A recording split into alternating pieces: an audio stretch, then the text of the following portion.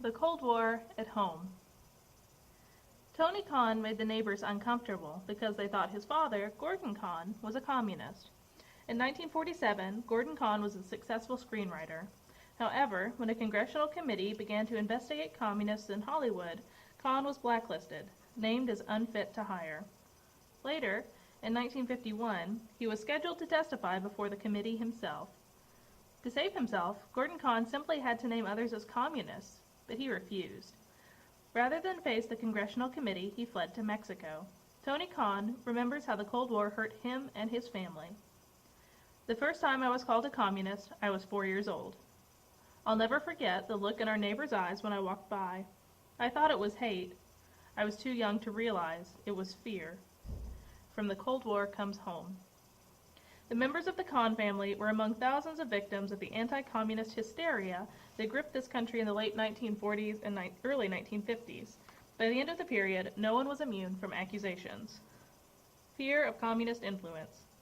In the early years of the Cold War, many Americans believed that there was good reason to be concerned about the security of the United States. The Soviet domination of Eastern Europe and the communist takeover of China shocked the American public, fueling a fear that communism would spread around the world. In addition, at the height of World War II, about 80,000 Americans claimed membership in the Communist Party. Some people feared that the first loyalty of these American communists was to the Soviet Union. The Loyalty Review Board. Strongly anti-communist Republicans began to accuse Truman of being soft on communism. Consequently, in March 1947, President Truman issued an executive order setting up the Federal Employee Loyalty Program, which included the Loyalty Review Board. Its purpose was to investigate government employees and to dismiss those who were found to be disloyal to the U.S. government. The U.S. Attorney General drew up a list of 91 subversive organizations. Membership in any of these groups was grounds for suspicion. From 1947 to 1951, government loyalty boards investigated 3.2 million employees and dismissed 212 as security risks. Another 2,900 resigned because they did not want to be investigated or felt that the investigation violated their constitutional rights. Individuals under investigation were not allowed to see the evidence against them. The House Un-American Activities Committee. Other agencies investigated possible communist influence, both inside and outside the U.S. government. The most famous of these was the House Un-American Activities Committee, or HUAC. HUAC first made headlines in 1947 when it began to investigate communist influence in the movie industry. The committee believed that communists were sneaking propaganda into films. The committee pointed to the pro-Soviet films made during World War II when the Soviet Union had been a United States ally. HUAC subpoenaed 43 witnesses from the Hollywood film industry in September of 1947. Many of the witnesses were friendly, supporting the accusation that communists had infiltrated the film industry. For example, the movie star Gary Cooper said he had turned down quite a few scripts because I thought they were tinged with communistic ideas. However, when asked which scripts he meant, Cooper couldn't remember their titles. 10 unfriendly witnesses were called to testify but refused. These men, known as the Hollywood 10, decided not to cooperate because they believed that the hearings were unconstitutional. Because the Hollywood 10 refused to answer questions, they were sent to prison. In response to the hearings, Hollywood executives instituted a blacklist, a list of people whom they condemned for having a communist background. People who were blacklisted, approximately 500 actors, writers, producers, and directors, had their careers ruined because they could no longer work. The McCarran Act. As Hollywood tried to rid itself of communists, Congress decided that Truman's Loyalty Review Board did not go far enough. In 1950, Congress passed the McCarran Internal Security Act.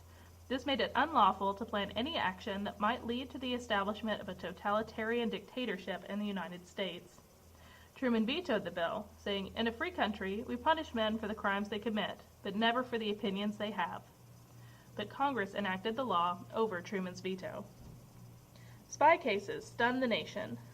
2 spy cases added to fear that was spreading like an epidemic across the country. One case involved a former State Department official named Alger Hiss. Alger Hiss. In 1948, a former communist spy named Whittaker Chambers accused Alger Hiss of spying for the Soviet Union. To support his charges, Chambers produced microfilm of government documents that he claimed had been typed on Hiss's typewriter. Too many years had passed for government prosecutors to charge Hiss with espionage, but a jury convicted him of perjury for lying about passing the documents and sent him to jail. A young conservative congressman named Richard Nixon gained fame for pursuing the charges against Hiss. Within 4 years of the highly publicized case, Nixon was elected Vice President of the United States. Hiss claimed that he was innocent and that Chambers had forged the documents used against him. However, in the 1990s, Soviet cables released by the National Security Agency seemed to prove Hiss's guilt. The Rosenbergs. Another spy case rocked the nation even more than the Hiss case, partially because of international events occurring about the same time. On September 3, 1949, Americans learned that the Soviet Union had exploded an atomic bomb. Most American experts had predicted that it would take the Soviets 3 to 5 more years to make the bomb. People began to wonder if communist supporters in the United States had leaked the secret of the bomb. This second spy case seemed to confirm that suspicion.